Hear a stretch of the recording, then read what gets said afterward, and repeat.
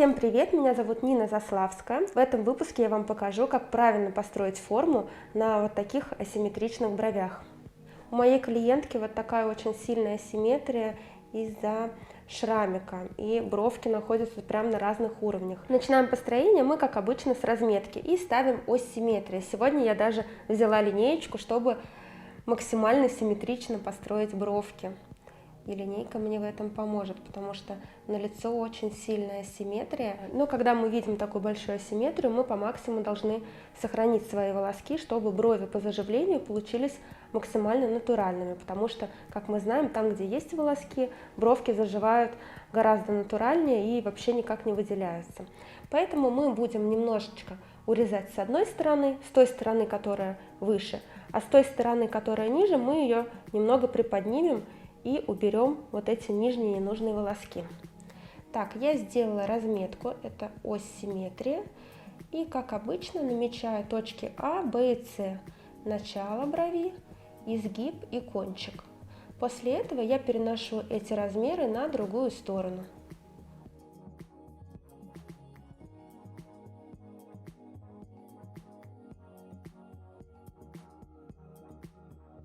Помимо того, что в бровках есть асимметрия по высоте, также мы видим, что одна бровь гораздо дальше начинается.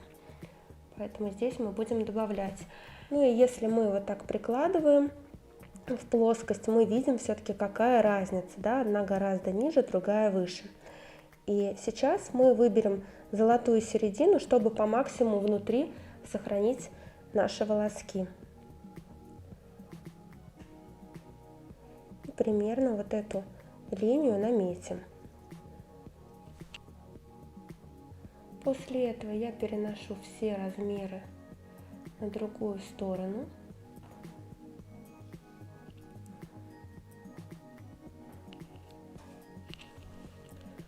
Ну и, конечно, померим, чтобы все было идеально.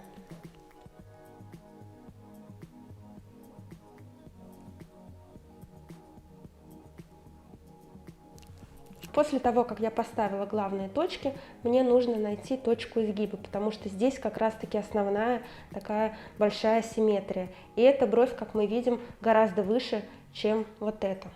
Здесь мы будем чуть добавлять с этой стороны, которая ниже, а здесь мы немножко подвыщипаем, тем самым в любом случае мы сохраним основной волосяной покров.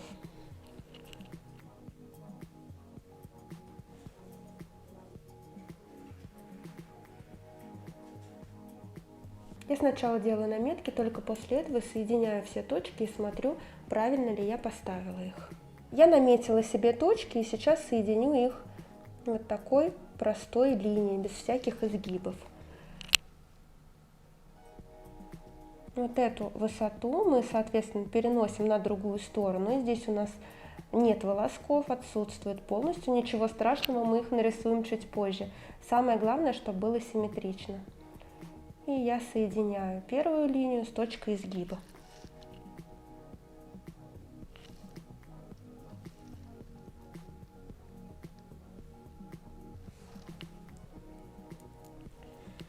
Вот, посмотрите, эта бровка прям полысее получается, потому что мы ее поднимаем, а эту чуть-чуть урезаем. Но здесь совсем немножко пушковый волосок, ничего страшного не будет.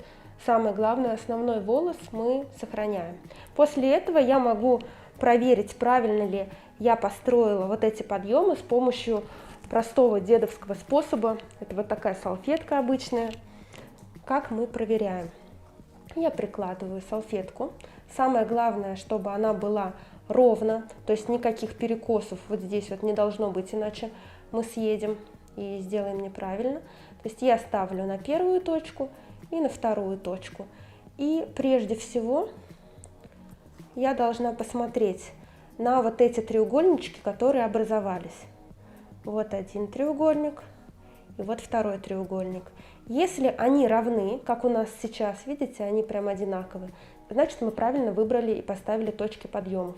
Если же присутствует перекос, вот смотрите, если мы ниже, да, поставили здесь, посмотрите, тут маленький треугольник образовывается, а тут прям такой длинный и широкий. Значит, уже вы пошли неправильно. И вот эту точку, где маленький треугольник, нужно чуть-чуть приподнять. Точно так же с помощью салфетки, если вы не пользуетесь линейкой, можно проверить вашу симметрию, правильно ли вы построили. Каким образом? Мы вот так сюда перекидываем все наши точки, которые у нас есть. Переворачиваем салфеточку, видите, на той стороне все отпечатывается. Самое главное, чтобы это был какой-то яркий маркер, чтобы вы его видели. И ставлю опять на первую точку на ось. Вот у нас все точки отзеркалились на другую сторону. Посмотрите, и все ровненько получилось. То есть мы построили верно. Чтобы мне не мешал вот этот пушочек, я сразу его вот так закрашу корректором. И симметрия станет еще явнее. Не будет отвлекать этот ненужный кусок высокий. Вот и бровки уже сели. Ну и здесь мы рисуем кончики. Я сразу их симметрично прорисовываю. Все волоски у нас оказываются внутри формы, чего мы, собственно, и добивались. Чуть-чуть вот здесь смягчим уголок. И строим нижнюю границу. Здесь мы уже выстроили ширину, то есть поставили симметричные точки. Можно еще раз их проверить, чтобы было ровненько. И также прочерчиваем ровненькую линию. Смотрите, видите, у нас кусочек выбился, кусочек той брови, которая пониже. Ничего страшного, мы вот этот островочек небольшой выщипаем, и будет все симметрично. Тем более, используя волосковую технику, нарисованные волоски перемешаются с настоящими, и уже симметрия абсолютно не будет никак бросаться в глаза.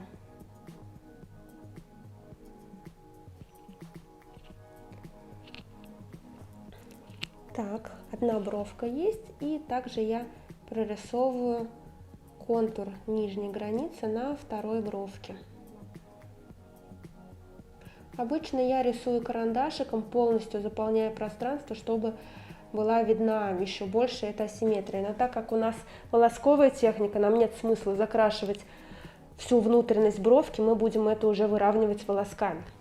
Так, с этой стороны у нас присутствует шрамик, кожа немножко такая неровная, есть углубление, но ничего страшного. По шрамам, как мы знаем, также можно спокойно работать, пигмент прекрасно приживается, поэтому шрамик мы заполним. Я также корректором замазываю те участочки, которые мы уберем.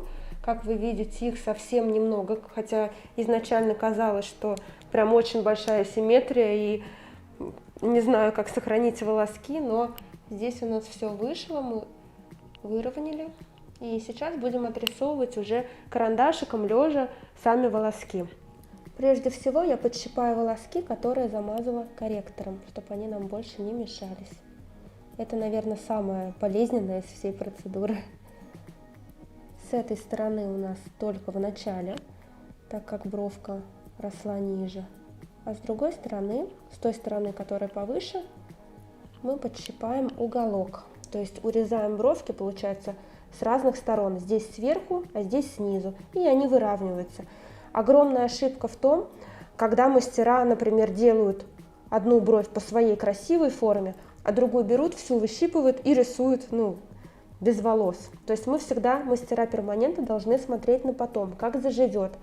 Когда волоски есть, заживает шикарно, натурально, но когда волос нет, все равно это выглядит светлее. Тем более нужно учитывать то, что клиент не будет каждый божий день выдирать волоски ниже, так как вы нарисовали бровь выше, либо там нарисовали ниже. Нужно всегда поэтому отталкиваться от своих бровок и сохранять по максимуму волоски. У меня был случай в студии с одним мастером, что как раз-таки она допустила такую ошибку. Была очень сильная асимметрия у клиентки, она одну бровку сделала красивую, хорошую, соответственно, она зажила просто шикарно, а вторая бровь росла ниже, она взяла ее, выщипала, нарисовала симметрично.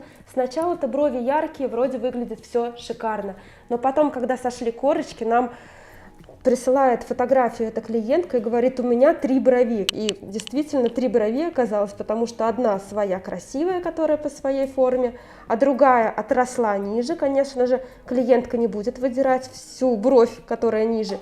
И сверху нарисованная тень. Тень, конечно, светлее. То есть так категорически делать нельзя. Поэтому мы вот таким образом их подгоняем под друг друга. Все, мы подщипали, и сейчас я делаю разметку, так как у нас волосковая техника. Первую часть мы делим на 3 сектора, примерно я вот так примачиваю, ставлю засечки и делю прям сквозь бровь вот такими линиями. Обязательно нумеруем, чтобы не запутаться в построении схемы. Циферки нам помогают сделать прям симметрично 2 бровки построить. Поэтому не игнорируем ни в коем случае разметку. Схемой очень удобно пользоваться в том плане, что бровки получаются симметричные, и мы сразу же их зеркалим на другую сторону.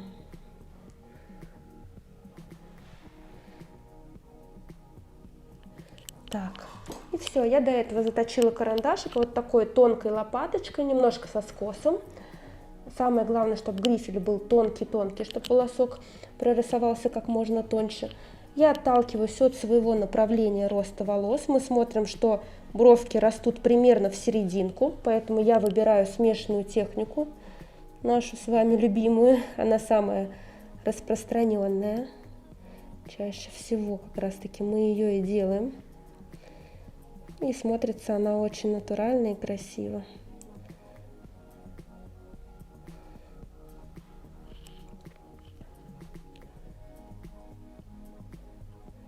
Я сейчас рисую смешанную кладку, как я уже сказала. Как ее рисовать, вы можете посмотреть ролик. У меня есть отдельный, перейти по ссылочке и посмотреть. Я продолжаю рисовать и сразу зеркалю главный волос на другую сторону. Обращаю внимание на подъем волоска, чтобы направление у обеих бровок было одинаковое.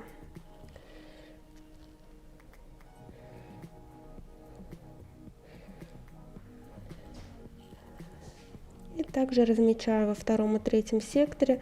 У нас здесь будет еще 3 волоска.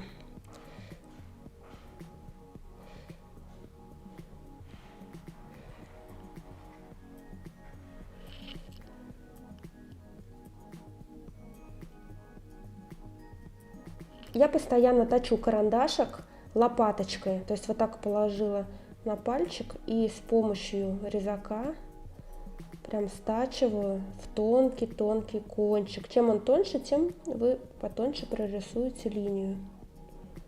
Ну и удобно, когда грифель немножко идет наскос. А мы продолжаем рисовать. И здесь нам нужно нарисовать уже кончик, заполнить. Кончик состоит из 3 парочек волосков. Немножечко я волоски выпускаю за форму, чтобы было натуральнее, потому что кончик при волосковой технике никогда не заканчивается таким тонким концом. Все-таки это волоски, чтобы было натуральнее, мы его немножко так пушим.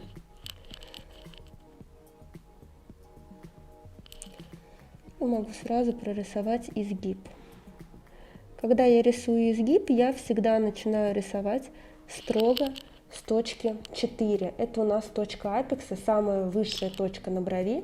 И вот эту линию ни в коем случае нельзя не уводить ни туда, ни сюда, иначе изгиб визуально сместится. После этого мы вот эту линию окружаем еще 2 волосками и прорисовываем здесь 4, заполняя пространство, которое осталось. То же самое я делаю на 2 бровке. Кстати, сегодня рисую новым карандашом от компании Contour Professional. Недавно его купила, сразу же делюсь с вами. Раньше рисовала немного другими карандашами. Вот такой обычный карандаш. Он немного крошится, он неплохой, но вот этот все-таки рисует почетче, он мне больше нравится сейчас. Только единственное, цвет черный немного смущает, но ничего страшного. Самое главное клиенткам объяснить, что такого цвета не будет. Ну и, конечно, что вы отрисовываете только основные волоски скелетные. То есть между секторами мы будем добавлять еще волоски. Это будет насыщенно, густо, красиво, не так лысовато, как сейчас выглядит. Просто мы не можем сразу прорисовать все волоски, иначе у нас все сольется и мы запутаемся.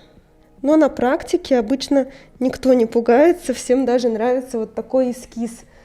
Ну, вроде мастеру кажется: о боже, сейчас клиент испугается, показывать не буду. Но уже, когда бровка наполняется волосками, совсем другой вид.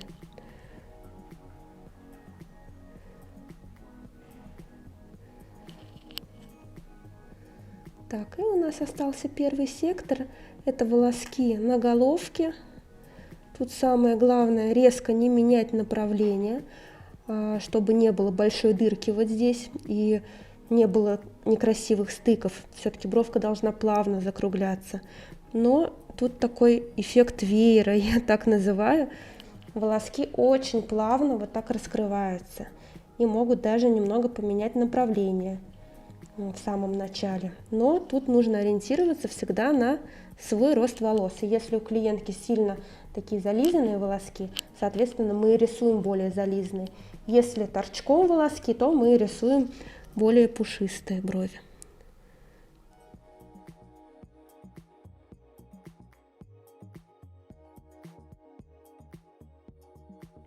Все, эскиз готов. В следующем ролике вы увидите процедуру волосковой техники на этой клиентке. Ну а вы подписывайтесь на мой канал, ставьте лайки. Пока-пока!